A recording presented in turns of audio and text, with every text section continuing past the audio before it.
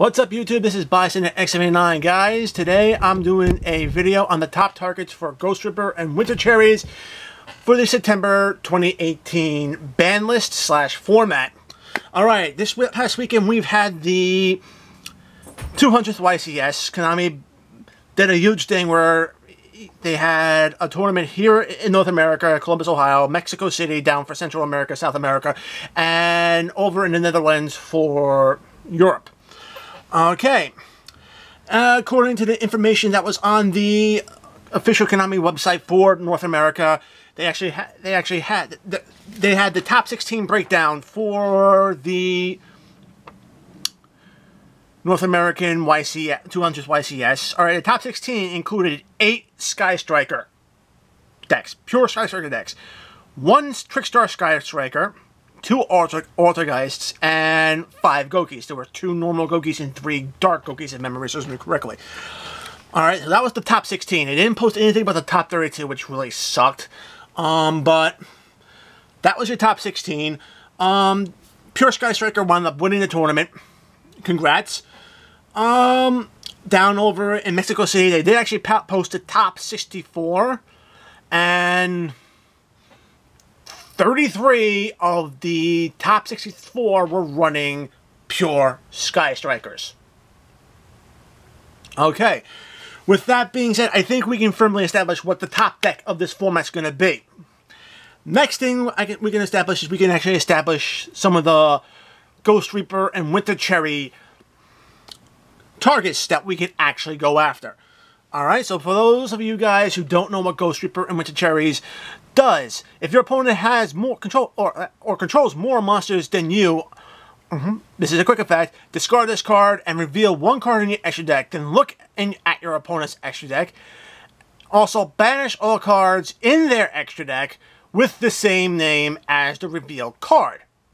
You can only utilize the effect of Ghost Reaper and Winter Cherries once per turn, but still, tearing up your opponent's extra deck really does hurt like crazy.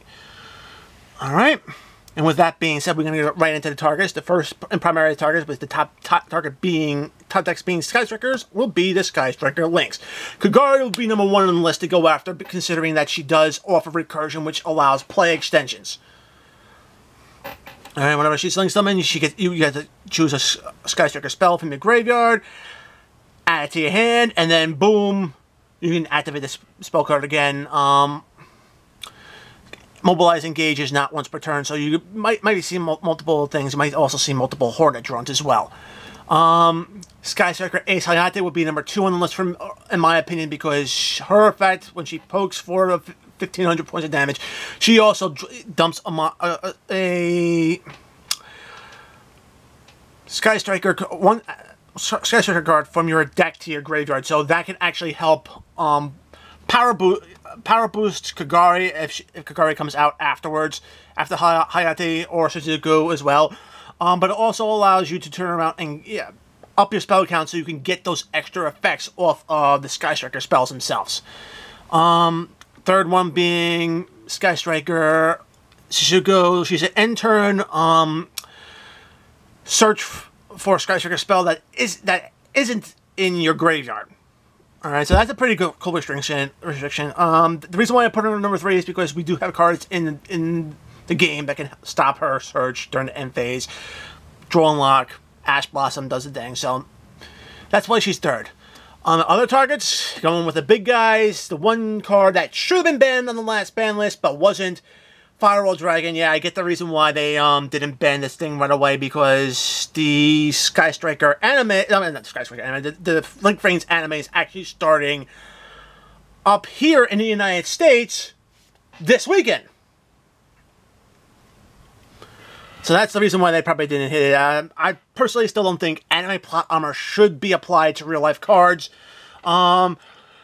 There is another ban list coming out hopefully around November, maybe early December, so hopefully Konami does a smart thing and this gets rid of this card. It just enables too many OTKs, and that's the reason why it's one of the top targets for Ghost Reaper.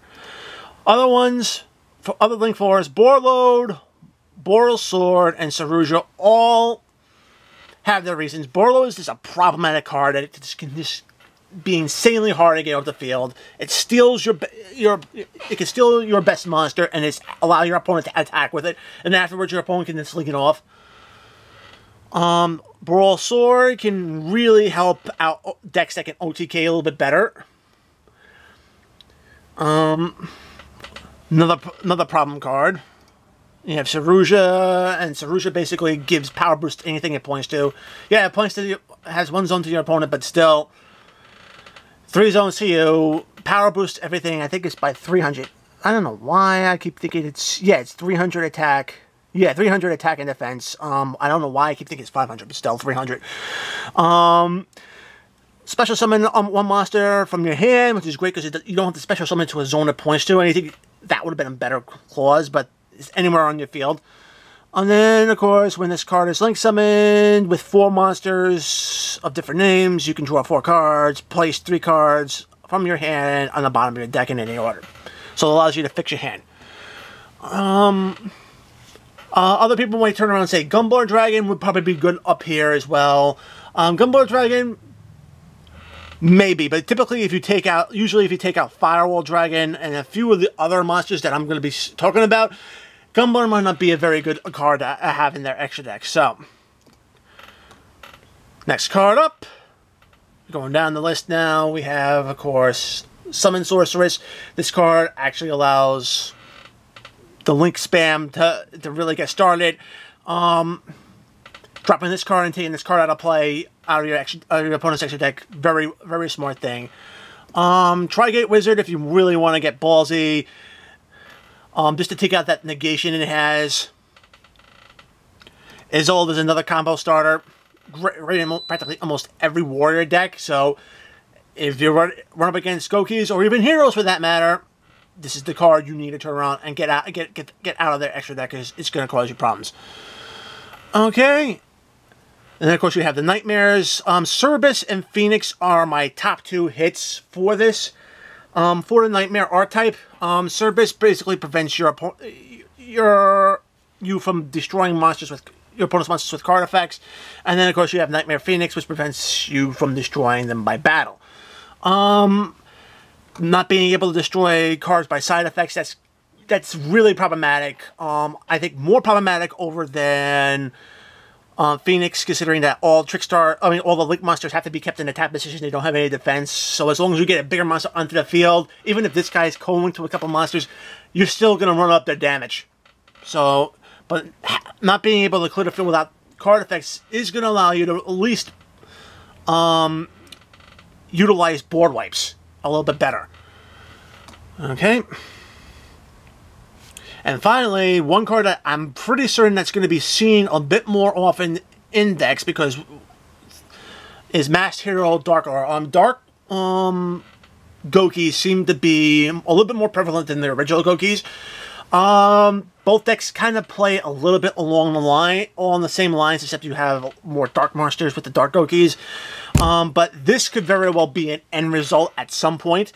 And I can tell you right now, just having this card on the field to link it off for another link summon and then bringing it back with something like Monster Reborn or Soul Charge in that empty spot once you get your U-board, it adds so much, it adds a lot more problems to that board than you realize. It's a one-sided macrocosm, which means all your opponent's cards are being banished.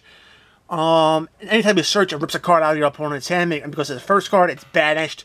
So, yeah, just having this card with a U-board on the field is going to be even more nightmarish than before. So that's why I'm putting this as one of my top targets to go after with Ghost Reaper. Alright, so guys, that's it for this video. I hope you found it very informative about what cards to go after utilizing Ghost Reaper this format. Guys, if you think I missed any cards on this list, hit me up in the comments down below. If you like this video, give it a thumbs up. If you want to see more content like this on my channel, make sure to subscribe. Enable notifications so you don't miss any videos once I post them. And guys, until next time, peace.